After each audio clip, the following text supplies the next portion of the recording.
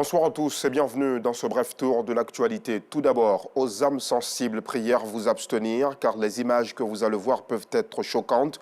Ce soir, nous appelons à l'aide de tous pour Jacques Guéhi, cet habitant de la commune d'Abobo, victime d'un accident de travail, a perdu l'usage de son genou gauche.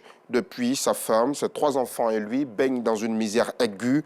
Les difficultés de soins, le manque de moyens de survie et le moyen de scolarisation sont désormais leurs épreuves. En attendant de trouver une solution, les membres de sa famille espèrent le soutien de personnes généreuses. C'est un reportage à voir dans la grande édition. Et en sport football, les éléphants de Côte d'Ivoire rencontrent les 9 et 12 septembre prochains, respectivement le Lesotho et le Mali. La première rencontre se tient à San Pedro et la deuxième à Abidjan, précisément au stade olympique Alassane Ouattara de Bimpe. Pour ces 2 confrontations, les commandos de Jean-Louis Gasset sont au nombre de 25. La liste a été rendue publique hier mardi 29 août 2023. Hors de nos frontières, au Gabon, le président Ali Bongo Ondimba, annoncé vainqueur de la présidentielle à 4 h du matin, a été renversé à 4 h 30 par des militaires. Ils se sont constitués en un comité, le CTRI, Comité de transition et de restauration des institutions. Ce mercredi, les commerces sont fermés, la circulation quasi inexistante à Libreville, la capitale. Sur plusieurs images, l'on peut apercevoir les civils et les militaires se faire des accolades. Certains reprenant en chœur, le PDG est tombé, faisant bien sûr référence au président Ali Bongo. Ce dernier briguait un 3e mandat et était au pouvoir depuis 2009 suite au décès de son père. Il avait été réélu en 2016 au terme d'une élection controversée. Il est apparu aujourd'hui dans une vidéo affirmant qu'il est en résidence surveillée, l'un de ses fils introuvables et son épouse injoignable. Dans cette courte vidéo, le président Ali Bongo appelle ses soutiens partout dans le monde à faire du bruit.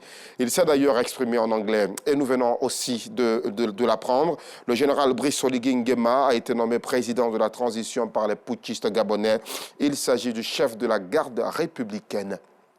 Au Sénégal, le ministre de la Justice a déclaré que la condamnation de l'opposant Ousmane Sonko, ici en image, dans une affaire de mœurs, était définitive, ce qui rend donc Sonko inéligible pour la présidentielle de 2024.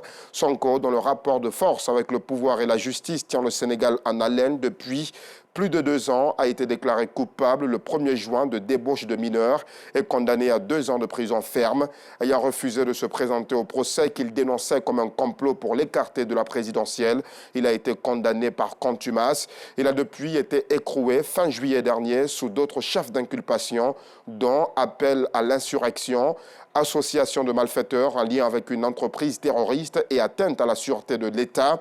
Les autorités mettent en cause sa responsabilité dans une série d'épisodes de contestation auxquels son bras de fer avec le pouvoir et ses démêlés avec la justice ont donné lieu depuis 2021, le plus grave étant en juin et qui ont fait plusieurs morts.